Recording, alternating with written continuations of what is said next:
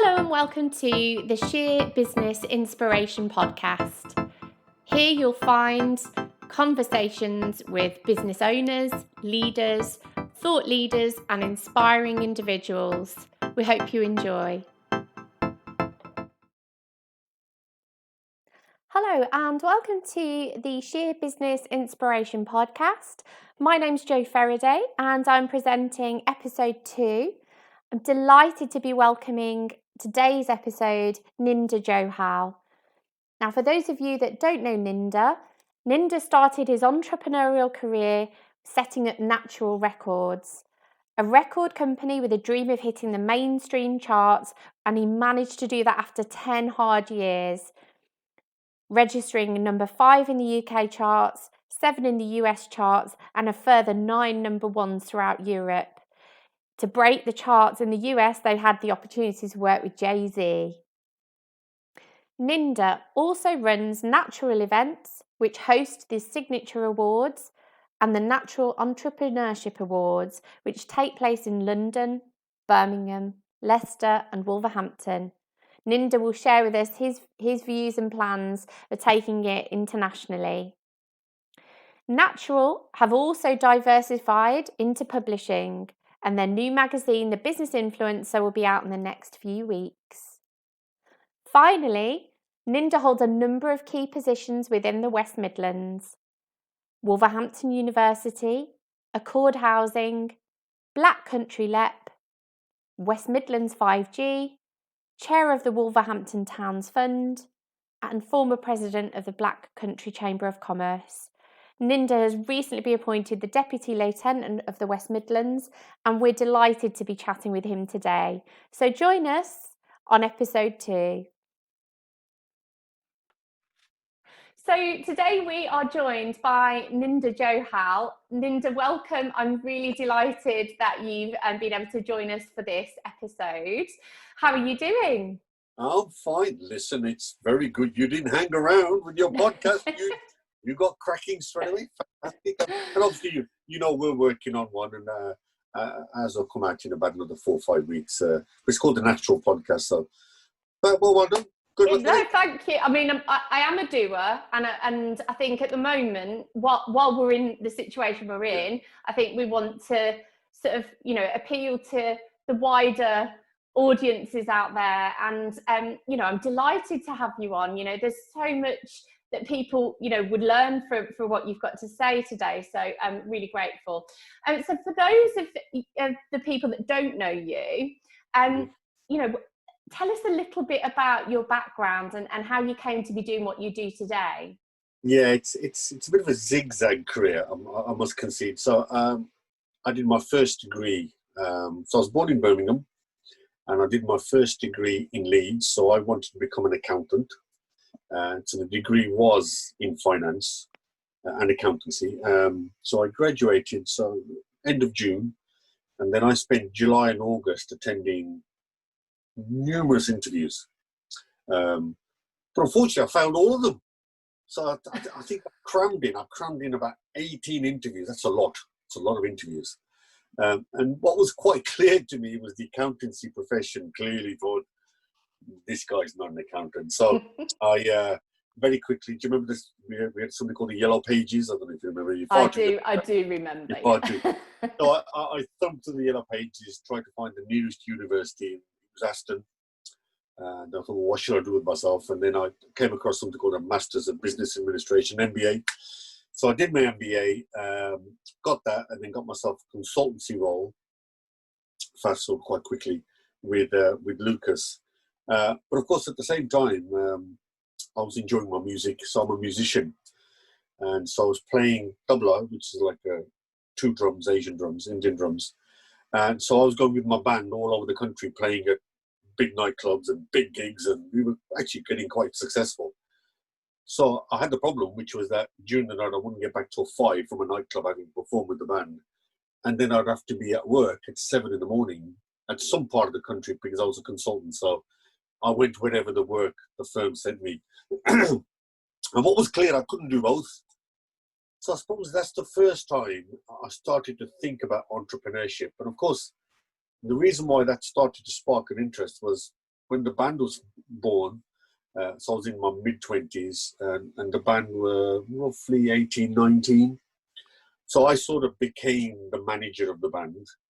And so I started to organize the band. And I think during that process, I learned a lot about leadership. Yeah. Because to lead a team of creatives at that age, you learn quite a bit. Yeah. There's lots of distractions, isn't there? Lots more at that age. Yeah. And then obviously we were touring quite a bit, so organizational ability had to come in. So we were touring in Denmark or Sweden, getting everybody corralled together. I learned about leadership in rehearsal studios and on stage, because how do you keep a team of 7 or 8 performing in the same direction towards a common goal, but at the same time accommodating their creative flair? So I sort of learned that. Engaging, negotiating with agents and managers and promoters, gave me an insight into sort of negotiation and how to organize a business. And so what I didn't realize at the time when I was running the band was actually I was learning all of this stuff. Yeah. Which definitely did not teach me on the MBA. So the MBA was more corporate style. Yeah. But what I was learning was real nitty-gritty of business, negotiation skills, making sure the money was right, the cash management was right. And of course, as a band, what we did, which was quite remarkable, I went to the band just as we were coming together. I went to the bank and I said to the bank manager, I need 30 grand, which was a lot of money in the mid-80s. Yes, yeah. And he said, well, what do you need 30 grand for? Now, could you imagine using this line today? I said, I want it so I can set up a band. Could you imagine walking to a bank today and saying, I need £50,000. I'd like to set up a band. I mean, you'd be laughed at. But of course, I'd just done an MBA. Yeah. So I understood how to put a business plan together. And I think, because I done all the scenarios, this much money coming in, and 30 grand was a lot of money for keyboards, drum kits. We had to buy all that gear. We had to buy a van to transport everyone. One of our most costliest items, and I remember it cost £1,200 for something called a mobile phone. Wow. And I remember when it was like a brick. And I was going to say, was it a bit? Yeah. And it came in mind. I thought, crikey, this is extraordinary. Yeah. And I remember sitting in restaurants. If a phone call would come through for a booking, I'd take it, and everybody's sitting around thinking, why is he talking into the... and of course, then people stopped ringing once mobile phones became more regular, because people realized it was expensive to call somebody on a mobile phone. Yeah. Anyway, fast forward, so the band started to do well. And at that point, I had a bit of a dream, which was that, look, this music, I loved this music, but, one day it'd be lovely to get it in the charts. So that set me on my dream, was to get Bhangra music, which is Asian dance music, into the charts. So I set up a label. And so I jacked my job in. My father could not believe what I'd just done. A degree, a master's, nice comfortable consultancy role. Threw it all in. And his picture of what I was doing was, Trotter's van, the yellow van? Yes, yeah. So he Only Fools and Horses, yeah. He pictured that. He pictured me opening the boot and falling out was cassettes and CDs. So he sort of saw me as a bit of a trader, really. But I didn't ask anyone. I just went for it. My parents quite rightly said that's a silly thing to be doing. And a lot of people thought, well, crossing over into the charts, listen, where the next asylum is, you ought to make your way there. And for 10 years, it was quite tough whilst we were building up what I call a catalogue. In other words, signing artists. We were only really selling to Asian people, if that makes sense. Because remember, behind me, I had this dream that one day we'd cross into the charts. Now, I think realistically, sitting back, that was a bit of a dream. But you've got to dream, though. You've got to dream, haven't you? But then I thought, for me then to get into these other markets, I need to go out. So I caught the plane and went to a place called Nice in Cannes, where they have the film festival. Yes. So every year, all the record companies around the world would get together and they'd be selling each other product. So I turned up with my rucksack full of CDs, Indian dance music, and you can imagine what they said. Don't understand the vocals, don't understand the melody, don't understand the instrumentation. Thank you very much. See ya. Bye-bye. But persistence comes in, and if you have this dream, you keep going, you keep going. Yeah. I kept going year after year after year after year. And on my 10th year, I'd always ring in, by the way, when I land there, and I'd call my wife from Ninder and say, listen, I've landed, I'm just walking into the hotel. And she'd say, fine, have a good one. And on the 10th year, she said, I think you ought to now call it a day. I don't think this is going to happen. And in that year, I picked up a little deal with an Italian company who took a risk and said, look, I'm not going to pay you the money. I said, don't worry, just push the music. A Turkish company heard it, and they rang me and said, yeah, music's a bit strange, but we could do something with it. We're not going to give you any money. I said, fine, just push it. Now, here's the bit of luck. So the DJs actually started to smash the music in the clubs in Istanbul, started to get some traction. And Turkey, a lot of Turks live in Germany. So they went off to Germany, took the music with them. Okay. And it started to cause a bit of mayhem in the German clubs. Okay. So then I got a call from a big record company in Germany, Universal, said, we'd like this track. We can't pronounce it. We don't know what you're singing in it, but it seems to be doing something. Rolling forward, we started to get a lot of interest. And then I was at Oxford in London, Oxford Street. I heard the music, and as I turned around, there's a car full of young people, 5 people, in a Beetle. The roof was off. They were dancing to the music. Oh, amazing. But they weren't Asian. Okay. That was the extraordinary thing. And I thought, hold on, there's something happening here. Yeah. So I went for my 11th year back to Medam, back to Cannes, usual trip. But when I left this country, I'd done a deal with Sony in the UK. And I was getting some evidence. And just as I left this country, I was told, get ready for this, it was going to go into number 10 into the mainstream charts. Amazing. That was the prediction. That's what you wanted, though. That's the thing, isn't it? Yeah. So then I landed in Nice, in Cannes, and I went to the exhibition hall, and then we listened to the charts Sunday morning. So it's projected to go to number 10. It didn't go at number 10. It didn't go at 9. Didn't go at 8. Didn't go at 7. Didn't go at 6. It charted at 5. Amazing. How amazing is that? So we had charted, and then we got a call from Jay-Z, and we charted in America, went number 7 in America. And then we knocked off Ronan Keating in Italy. We went to number 1. Wow. We had a further number 8. We had a further 8 number 1s. Brilliant. And it became the biggest global track of that year. Amazing. So the dream was keep dreaming is the message, isn't it? You keep going with that dream. That's a brilliant story. I love listening to that. And I think that's the thing, isn't it? If you are passionate enough about something, and you know in your whole heart of hearts that it's going to work, then you just keep pushing on, don't you? And you've got to keep pushing. And then we did what we had to do, and we got it licensed all around the world. The only country we didn't license was China, but we sold it everywhere else. Yeah. And then at that point, I thought to myself, do you know something? I may need to now think about something else. Because once you've done what you set out to do, it's what's next. Next. Yeah. And also, what was also happening at the time was these mobile, left mine somewhere, the mobile phone came along, and the whole business model changed. People were downloading. Yeah. So I looked at my skill set. So the downloading was quite important, because it really did change everything we did. So we had a big warehouse full of CDs and vinyls. They all had to go. We had people who were employed just to run trucks and taking all the products in, logging them all had to go, because we all went digital. That's it, isn't it? It's adapting. Adapting. So those people who think about what's happening now, adapting. So I had to do it back in 2007. Yeah. So I had to go, and what I did then was, which I'm doing now, is we looked at our skill set and said, what else could we do with the same skill set? Yeah. So I understood video production, I understood entertainment, I understood branding, because I had to brand my artists, I understood marketing, I understood lighting, I understood sound. So I thought, something, I've got what I may need to move into another market, which was the events market. Yeah.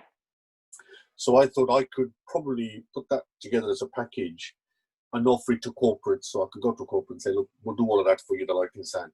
So I started really as an AV audio visual company.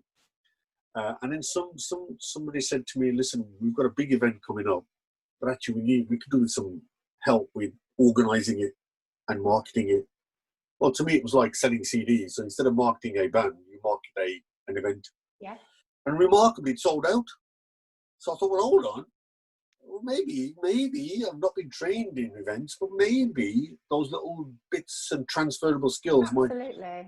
So then I set up my own events production company, in a sense, my own brand. So then we set up the Nachural brand, set up the signature brand. And part of that was also because I was chamber president. Yeah. I understood that of the Black Country, I understood that businesses always have a challenge, which is how can they differentiate themselves from the competitors? Yeah. One, how could they cut above the noise? Was two. Third was how could they connect with other people? Fourthly, how could they learn about what's happening in the marketplace? And fifthly, could they get some sales from people? So those were the problems every business has. Yeah. And I thought, well, if I could put an event on that would resolve all of those problems, let's go for it. And that's where the idea of putting on events came. And luckily for me, each event as we've done it has just mushroomed and exploded. Yeah. Very, very popular events and run, really well run, and really enjoyable. And of course, you're an award winner. You were the one at the at the Leicester. You deserved it for what you did. But thank you. I spoke to someone today. So we were covering their story for the magazine, which is about to put out. And again, transferable skills. Exactly. The magazine's called the Business Influencer magazine. And I said to him, again, a brilliant story of how he set up a small company. And I said, well, look, what did the award do for you? So remember problems. How does my event resolve problems? And he said, well, firstly, when people walk in, they see the award, and immediately they go, wow, what did you get this for?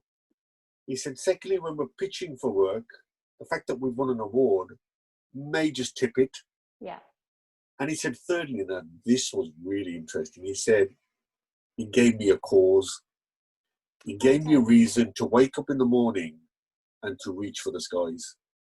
Oh, that's really lovely. I mean, you did it. I think for our experience of winning, it just reaffirms that what your belief and your dream and your drive and what you're aiming for has been recognised. That's the level that you wanted it to be at was what what was acknowledged. So it's a great thing to do for someone. I mean, I also say to people when they say, well, what if I don't win it? And I say, well, look, getting back to those problems, you still got that issue of making yourself different. And so I always cite them an example. I always say, well, look, the Sunday Times and Peel Hunt, they do a non-exec directors of the year award.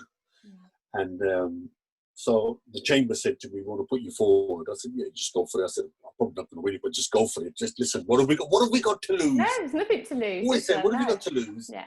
And it was an arduous process, and suddenly the word came through. You're a finalist. And oh wow, extraordinary. So I went to the awards, and somebody picked me to the post. In fact, they were very good. They did deserve it. And I said, and then as I left the event, I tweeted, congratulated them. I said, look, well done, fully deserved. That tweet was picked up by our local newspaper. Okay. Who then ran the story in the morning.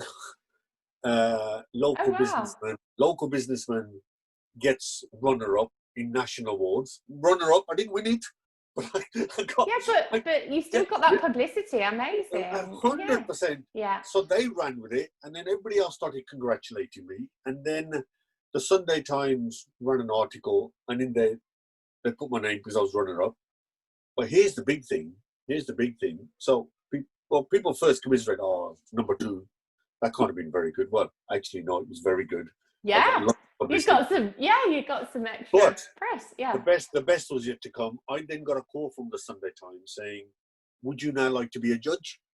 And there's nothing better than that, is there? So now I'm a judge, and when I go down to Claridge's or whatever they hold it every year, I'm now mixing with the best of the very best. Yeah. But it all started because we put an application in. Yeah. If you've got to be in it, you've got to be in it to win it. And even if you don't win the award, there's there's It's a other spin-offs, springboard. Yeah. and it's people understanding how to overcome fear, Yeah. how to overcome a lack of confidence. I'm not going to win it. Why should I do it? But you see, if other people are thinking the reverse of you, then people are going to remember them. I remember one guy. Just to give you an example. One guy, my final example. He ran for the awards 3 years on the trot. Yeah. And each time, he just didn't get it. And on the fourth year, he said, "Listen, I'm not going to enter this year." I said, "I'm really sorry you didn't get it." He said, No. He said, "Absolutely perfect." I said, "Well, what do you mean?" He said, "Well, for 3 years, you paid for videos of me. For 3 years, you played the videos on screen. Yeah. For 3 years, everybody saw me." He said, "Now I know everybody in the room. I've got loads of business. I'm off." Happy days. Yeah. I thought, wow. Yeah, it is. It's yes, the awards are amazing, and it's great to have the recognition. But like you say, even if it's a runner-up, you're still showcasing what those people do, and there's the networking. There's and so much more than that. You bring some fantastic thought leaders into the process, and it's such a great experience to have. So yeah, I mean, I mirror what's said about your Nachural Awards. That they're fantastic. Thank you. Tell me, Ninder, because this current situation is it's been a bit rubbish. Let's be honest, in the nicest possible way to say it. But you've alluded to challenges that you've faced in the past. What sort of guidance could you give people? What challenges have you faced that you've had to overcome? Okay, so when this hit us, and it did hit us like a brick. Yeah. We go into, and I came across this model, we go into lots of stages of how to cope. So I think the first thing that hits us is shock. We just go into shock. Can't believe what's going on here. Then we go into denial. Then we think, it doesn't really affect it. It'll be fine. It'll be fine. It'll be fine tomorrow. Then when you realize it's not going to be fine, you then get angry. And then you start to say, well, this is not right. This, shouldn't have happened to me. And I was doing this and this was happening. And you turn to anger now. So now you're really angry. Then you get a chance to reflect. So then you go to the next final stage. You sit back, you accept that it's happened. So you reflect. You then go through an acceptance. Once you've done the acceptance, you then start to rationalize and find a way out of it. So if you're in one of those stages, don't be surprised. We've all been there. I was going to say, and I know how I've been flitting in and out of all of those. Correct, there hasn't really been a consistent way. No. The problem between the two, when I went through it in 2007 and this one, in 2007, listen, it was obvious my model was dead. There was no way back. Yeah. This is not down to legislation. This wasn't down to a pandemic. This was down to a structural shift in my industry. So I had to accept it. I had to accept it, and I had to move. So obviously we moved into another place. The record label is still going. We're now obviously selling digital stuff. So we had to make the change. Yes. Here we've got to remember, despite where you are on that curve, it's not our fault. No. In the first one, it was my fault. I never saw the disruptive nature of technology. Yeah. Yeah. So, partly that was my fault. I was oblivious to it. So this time around, I'm not as shocked as I was first time around for two reasons. One is I've been there before, much easier second time around. And secondly, actually nothing wrong with my business model. No. There's nothing wrong with the event. Structurally, it's sound. No. We've just been beaten down by an external force which we could not have predicted. No. So I think we shouldn't beat ourselves up. We shouldn't get angry about it. We should accept that it's just happened. We're not alone. Everybody else is in the same boat. Yeah. Then what you have to do is you have to think, right, so how do we make use of this time whilst external forces, not us, have affected us? So in our case, Ninder and I, you've met Ninder, so she works alongside me. So we tend to want someone to sit down and thrash out ideas, just generally. Yes. And we make a list of things and we dismiss some of them because they're not going to work. We dismiss some of them because the timing's not right. Yeah. We dismiss some of them because we haven't got the resources. And so we park things and we revisit them. So when this hit us, the shock was over quite quickly. There's no point getting angry. And we moved into acceptance quite quickly. And we moved into action. And how we moved into action, we pulled those notes out, reviewed those ideas and thought, well, you know, those things we thought we couldn't do then, quite rightly, let's do them now.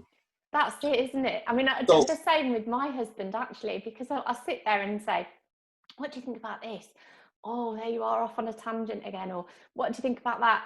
And I mentioned about setting up this podcast, and he sat there and he said, do you know what? I actually think you should do that. I do actually think you should do it. And I think that's the thing, isn't it? You have that many different ideas bubbling away all the time, and you think to yourself, I can't send myself off a million different ways. It's not possible. And, you know, there's got to be work-life balance somewhere. My little one, you know, I've got to make sure I've got time for him too. But equally, in this time, you have to be a bit inventive, don't you? And look at other ways that you can get your message out there. So, yeah. Well, something almost I would say to people, you should do that regularly. You should come up with ideas, log the ideas, archive them, you can't do everything. Yeah. And then sometimes, generally, it's about timing and capacity. And when the two come together, which is what it's done here. So what we're setting out, I just referred to it earlier, we're setting out, it's part of our ecosystem. That was something we wanted to build. So it's the Business Influencer magazine. Yes. So what that does is that allows us to stay in touch with our community. Of course. It allows us to continue to brand ourselves while the events game is quiet. It also allows us to continue a relationship with all those who've supported us, who now continue and want their brand. Remember back to those problems I said at the start? Yeah. Yeah, they still want to stay relevant. And so the business magazine will be out probably in about another couple of weeks, and we're getting a great response to it. Yeah. And of course, supporting that will be the podcast. So the podcast supports the magazine supports the podcast. Yeah. And both of those will support and be supported by, once we're up and running, the events. Yes. So really, it's dovetailing everything together and making sure our problem will be, it's a nice problem to have, is when the events get kicking, then we're going to have to build a special team that we all say, well, you take care of the magazine. We've set it up now. We've got it rock and rolling. You now continue that, whereas Ninder and I will then revert back. And that's where the transferable skills come in. Yeah. We can revert back to the events. But again, putting a publication together wasn't that hard because, one, we had the contacts. Yes. Secondly, I read quite a bit, so I know what's going on around the world. So I know what other people might be interested in. And of course, it's back to transferable skills. We know how to market, we know how to put these things together, and we know how to put the product out. And because we've got a nice brand building up, it might not be as tough as it would be otherwise. No. And I mean, I think resilience is a thing that we have to have in abundance, isn't it, at the moment? And, you know, yes, it's rubbish, but you have to get your mindset around that and say, what can I do? What can I control? And how can I move forward? And I think if you can do that, that's half the battle, isn't it? Because you can't, you know, there's nothing we can do about the pandemic, but what we can do is deal with our mindset, how we're making decisions. You know, yes, our industry is not operating at all at the moment. There's little grassroots, but while that's the case, what can we be doing? And you're a true example of making sure that you found a way to still incorporate and bring in, you know, all of your sponsors and the people that work with you, and, you know, inspiring people. So, you know, it's great to hear. What top 5 tips would you give to any young aspiring entrepreneurs right now? Because there's so many new businesses that have been formed at this time. So what tips have you got? I think almost back to the resilience and this sort of answer this question. Yeah. I think almost you need to have the mindset of a startup. Yes. Yeah. If that makes sense. So it doesn't matter where you are with your industry or your business, you need to have that mindset of a startup, which means you're always inquiring, always questioning. So I would say to any startup, whether you're a business that's just waiting for everything to kick off, is so for a complete startup, do something you love doing. Yes. Because that will get you through the dark moments. Mm-hmm. Don't pick something you think you can make money from, because when the first obstacle hits you, you're going to fall, because actually you did it for the wrong reasons. You're doing it for the money. Yeah. If you can do something you love doing, something you're passionate, and people are prepared to pay for it, you're on your way. Yes. Because when you do hit those brick walls, you'll be reminded of why you were doing it. So back to my dream of breaking the charts. Yeah. That was my driving force. I didn't know what would happen money-wise, but that was my driving force. And if I achieve nothing else in life, I can at least sit back and say, I had a top 5 UK hit. Yeah, absolutely. So I think firstly, make sure it's something you really enjoy and something you can charge for. Yeah. Secondly, and I can attest to this, be prepared to work hard. Have a passion, but nothing. There are occasionally places you can make a fast track, but generally speaking, you cannot substitute hard work.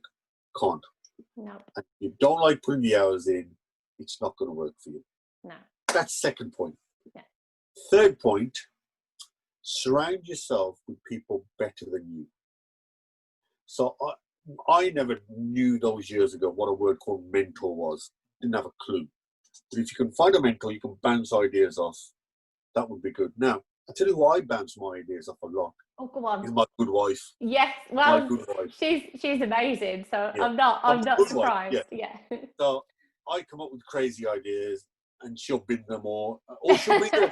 Or she'll bring a level of realism. Yes. My husband does that with me. Yeah. So sometimes I make an error and I can forget, literally I can forget it in 3 seconds. But my wife doesn't. She goes, hold on, let's reflect and ask ourselves what it is. So one other thing is you will have a lot of failures. Don't dwell on them. Yeah. Because back to mindset, we spoke about mindset. Yes. That will bring you down because you'll remember all the bad times and not the good ones. Yeah.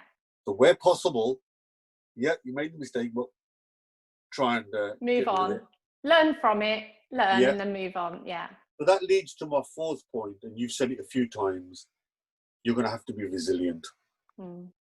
There are going to be some dark moments coming up, and it's your ability, back to mindset, your ability to cope with them.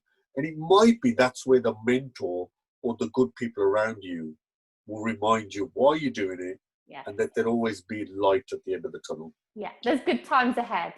Yeah. My fifth one, which is very important, is watch your numbers. Yeah. I tell you what I do every morning. First thing I do is, whether I'm quiet or whether we're busy, I switch the PC on and I check all my numbers. I check my zero, I check my banks, I check everything just to make sure that we're still on prediction. Now, some people might say, now here's a bit of advice. Some people might say, well, are you sure not? Well, I'll tell you what happened yesterday. You won't believe this because I have this real strict, I'll do it every time. Check the numbers. It's your regime, yeah. Yeah, I discovered somebody took 10 grand out of my credit card. What? 10 grand now, obviously. No, if you hadn't checked. So, because I was able to make the That's call. A good message for everybody out there. So I was able to, because I do this rigidly every day, I've gone through everything. I spotted it straight away. And so when I notified the bank, they were able to move on it very quick because I'd spotted it quick in real time. But I think that's just an idea of where you can get them. But I think the reason why numbers is important, and we know this, most startups fail because they don't manage their cash flow. Yeah. And so for long-term planning, even short-term, you need to be on top of the numbers. And my advice to somebody who says, well, I'm not very good at numbers, which is fine, then make sure the person sitting next to you. I was going to say, there's someone else that's is very good at numbers. You can delegate that to them as long as you've got a handle on the numbers. Yeah, absolutely. Because the one thing that will bring you down, we've had lots of very successful businesses suddenly overnight collapse, and that's because they didn't keep an eye on the numbers. So that's my 5 brilliant bullet points as to what. Absolutely, I totally agree with you there, massively. So, I mean, you're on the go all the time. There's lots going on. When do you get downtime? You're a busy man. You know, there's lots going on in your life besides your business. You know, you're deputy lieutenant for the West Midlands, and you do so many things. You know, I mean, what do you do for downtime? Okay, downtime is a difficult question to answer. And I'll tell you why. Because my work blurs into my social life, if that makes sense. Yeah. So one of the benefits of networking is during the last recession, our food bill was considerably lower because I was networking every night. I sort of convinced myself it was a bit of an austerity drive from the household. But anyway, but I'm out all the time. I do meet a lot of people. I enjoy meeting people. I enjoy learning from people. And so therefore, it is a bit blurred. I regard my job as something I really enjoy. And obviously, during the day, I see Ninder, that's my wife. We work together. My son's now just joined us, so we see quite a bit of him. So really, come by the evening, my wife's probably glad to get rid of me. But in terms of interest, I tell you what I've done a lot of during these last 3 months. I've been reading quite a bit. So I've been reading quite a bit. Did quite a bit of sport in the garden, a lot of badminton. But I do like cricket and I do like football. And somebody did say to me, and you know, I've read a lot of books around sports, and here's another tip really, is people say, I think quite rightly, that you can learn a lot from sports. So example, if I was going to run for, say, the marathon, and typically what a sports coach would say, right, let's break it down into steps. You know, you're going to, in 1 year time, you're going to run 26 miles. Let's by 2 months, we should be doing this. By 3, we should be doing that. By 4 months, we should. And it's all logged, and you work towards the bite-sized chunks. And eventually you get there. That's what sports teaches you: precision, planning, and dedication. Yes. Of course, what it doesn't plan for is a pandemic. No. So I say to people, follow what sports people do, but actually what you might want to follow is what music people do. Yes. Oh, how amazing have the artists been? Yeah, and amazing. what the musicians do, and I'm a musician, is that we learn to create new stuff all the time. Yeah. So what will get you through the next 5 years will be your ability to create new ideas, new thoughts, new ways of working. This is maybe where planning doesn't actually help you. No. It's your ability to think outside the box, to think in a non-linear way, not in a planned way. Yeah. And to think outside the box, to think, what can you do with yourself? And for once, I will say there is stuff to learn from sport, but actually there's more to learn from the music industry. The creatives of this world, The way they create, the way they dismiss ideas, go through loads of ideas, are happy to lose some ideas, or pick new ones up the time. And musicians, their very DNA is creativity. Yes. So I would say to anyone now, doesn't matter where they're on that cycle, be creative. I think that's perfect advice. So, Ninder, we know you're launching your podcast. We know that your magazine's come in. We know that your events will come, but it will be when it's safe to do so. Yes.